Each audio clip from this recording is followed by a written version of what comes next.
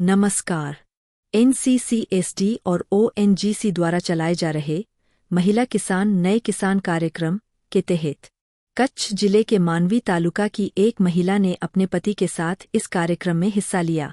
इस प्रशिक्षण में पशुपालन में होने वाले रोग और कीट नियंत्रण पर महत्वपूर्ण जानकारी दी गई। इत्रियों से परेशान पशुपालकों को उपचार और रोकथाम के तरीके सिखाए गए।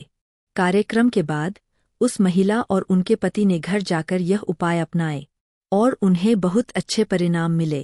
अब चलिए सुनते हैं वही महिला अपने अनुभव के बारे में क्या कहती है और कैसे इस प्रशिक्षण ने उनके जीवन में बदलाव लाया।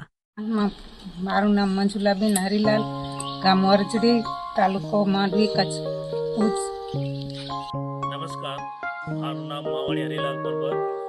અહીંયા જે મહિલા મંડળનો એક તાલીમનો શિબિરનો કેમ્પ હતો એનામાં મેં અને મારા મિસિસ બંને ભાગ લીધો હતો અને ત્યાં ડૉક્ટર લાલાણી સાહેબ તરફથી માર્ગદર્શન આપવામાં આવ્યો કે પશુપાલનમાં એચઆઈવી દવાનો ઉપયોગ કરવા માટે। તો અમે પહેલાં દવા ઇન્જેક્શન આપતા હતા, તો એ મહિનો દોઢ થાય ને વળી પાછા આવી જતા। તો અમે ત્યાંથી શિબિરમાંથી માર્ગદર્શન મળ્યો એ પ્રમાણે અમે ઉપયોગ કર્યો।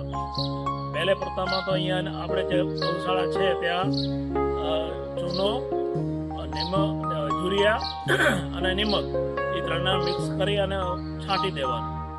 એને ઉપર થોડું પાણી પાઈ દેવાનું, પહેલું પલાળી દેવાનું અને એના પછી ગાય માટે સીતાફળીના પાંદડા 2 ધોબા લેવાના, 2 ધોબા લીમડાના પાંદડા, ખારા લીમડાના, અને એને ખાંડણીમાં કૂટી અને એને ઉકાળો કરવાનો। 5 લીટર પાણી હોય તેમાંથી 4 લીટર રહે એટલું રાખવાનું, લીટર બાળી દેવાનું અને એ પછી એને ઠંડુ પાડી દેવાનું। ઠંડુ પાડી અને 4 ચમચી ગુલાબ છાપ વજર આવે એ અંદર મિક્સ કરી દેવાની અને પછી એકદમ ગાયને પોતાથી નવરાવી દેવાની।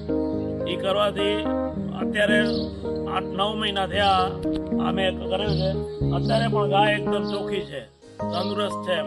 પહેલા તો આમ માકો વધારે જ હતી એકદમ, અત્યારે બી મેં કર્યો છે। એના પછી એક વખત નવરાવવાનું કર્યો તો 9-10 મહિના જેવું ટાઈમ થયો, તો એના પછી એમ આપણે ખર્ચમાં પણ રાહત થાય એમ।